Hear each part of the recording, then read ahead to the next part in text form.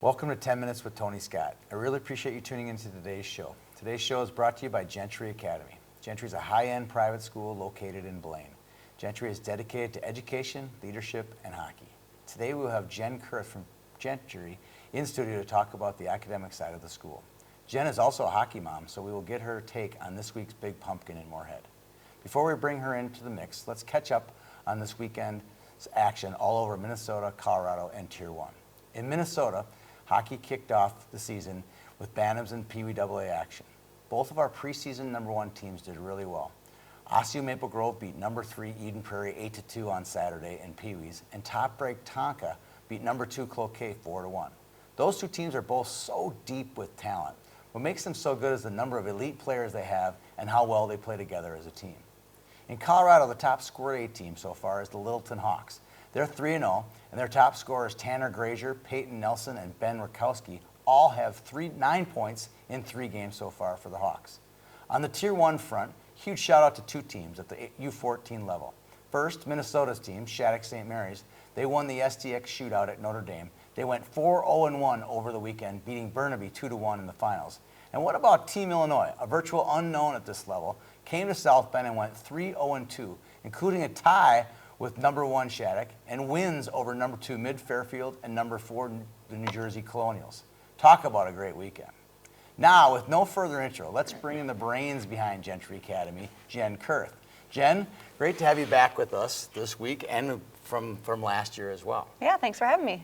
Well, what's new this year at Gentry Academy? You're there. It's bigger. It's stronger. It's faster. It's everything. What is it? What's it all about? What's going on? Well, we've had 100% return, and then we have actually doubled, and we are now at 37 students. Wow. Yeah. That's big time. What's the special formula? What's the secret formula to the success, you think? Well, I think it's that we always have a teacher available to help our students. If you decide not to skate a day or take an hour off, we have a teacher there that can help you with anything that you would need help with: math, science, social studies, language arts. So success is, important to us. And then you've had a lot of success with your test scores too. So tell me a little bit about that. Yeah, all of our students are at grade level or above from last fall to spring. So very impressed with our test scores. We even had a student who made an 18-point gain.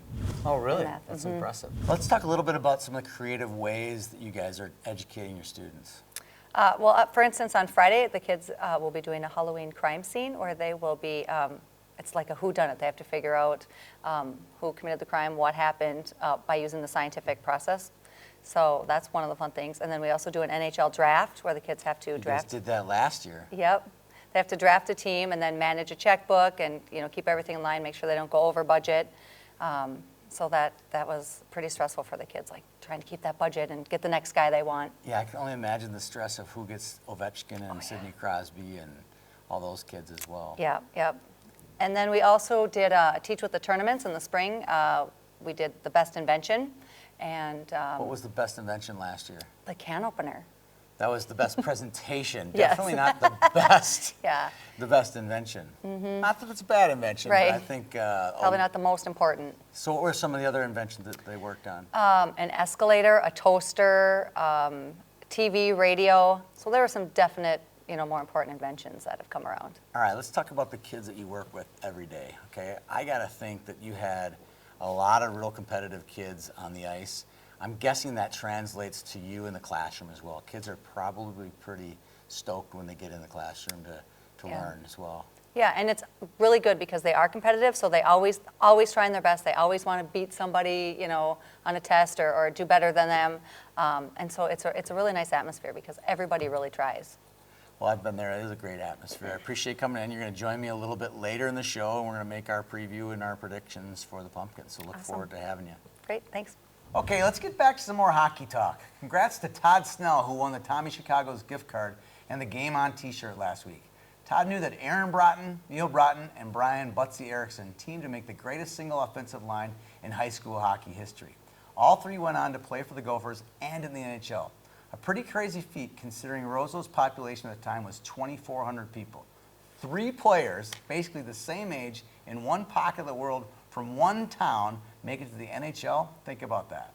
Records show they each had 100 points that season.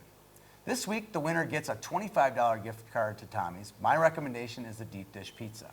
Here's the question. This player just finished second in the high school elite league scoring, and he is believed to be the highest scoring defenseman in the league's history. Email your answers to youthhockeyhub@gmail.com to win the prize. Anyone from Hibbing is not allowed to answer. This week's featured now prospect is Jack Bayless from Minnetonka.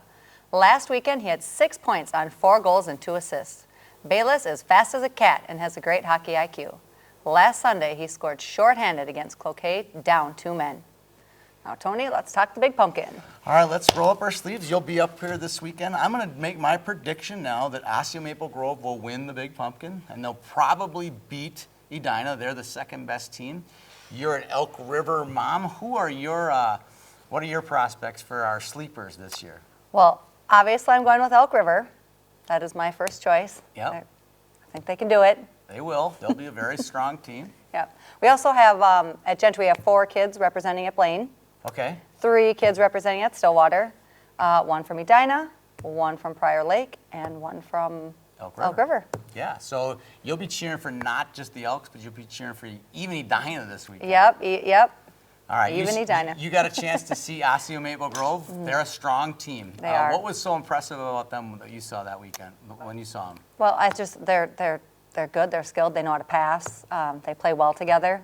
Yeah, like we said earlier in the program, they are highly skilled, they have elite players, and they move the puck like crazy. It's not just their first line, which I've talked incessantly about.